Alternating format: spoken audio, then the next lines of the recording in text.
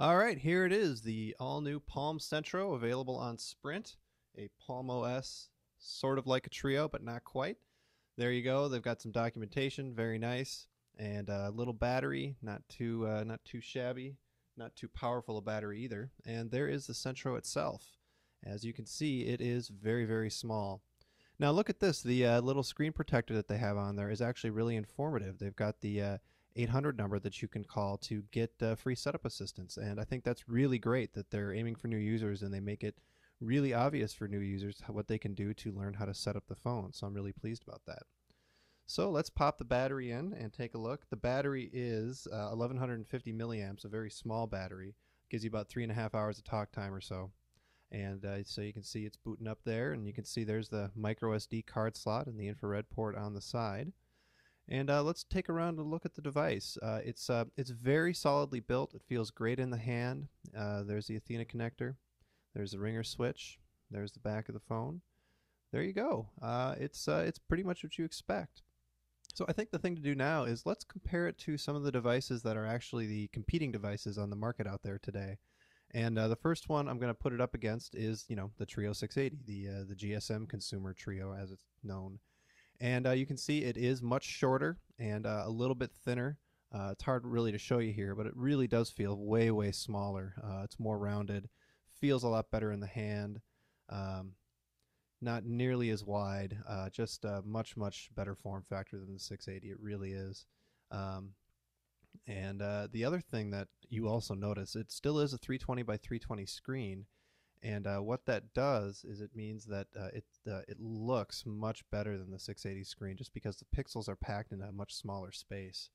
So there you go. Let's also take a look of it next to the Blackjack. Blackjack is also on AT&T. It's sort of meant to be a media smartphone. It is not as wide or as tall as the Blackjack. It is thicker, of course, although if you include that little hump at the top of the Blackjack, the difference isn't that big. And of course, it is, as I said, a little bit thicker, but it feels really great in the hand. It feels much more phone-like than the Blackjack. And here's another one, T-Mobile Dash, also a consumer-level smartphone. T-Mobile Dash is much thinner, but still, I still think it feels much better. Now here's the RAZR 2, sort of the device that the Centro is meant to be up against. And as you can see, it is taller and thicker, of course, than the RAZR, but of course, it also does quite a bit more. The really surprising thing to me, though, first of all, the screen is actually smaller in some ways than the RAZR's, but the keyboard is actually in a smaller space than the regular, 10, 12 key keyboard on the RAZR. The RAZR's got that big keypad, and they fit a QWERTY keyboard in a smaller area overall than they had it on the RAZR for its regular keyboard. And now we're taking a look at the screen. As you can see, it is really sharp. There it is up against the 680, as I said before. Much, much sharper. Looks so much better. And, for my eyes, doesn't really hurt readability, but I guess I'm still a relatively young pup, so maybe it's not that big a deal. And here's the apps. You can see My Centro, all the standard Palm OS apps, newest version of Documents to go, some stuff to let you download Nuance. Google Maps is built in. Full version of Pocket Tunes Deluxe. That's great. There's Sudoku. That's built in. That's kind of cute. People like that. And of course, there's the IM app that made its debut on Sprint 755p, and it works about the same here on the Centro. We'll have more information about that on the full review, but so far, yeah, not too bad. So there you go. That's what's built into the Centro, and I gotta say, I'm pretty happy with it. Oh, quick pause there. Now we're actually going to take a look at the keyboard again more closely. I know this is the big question on it.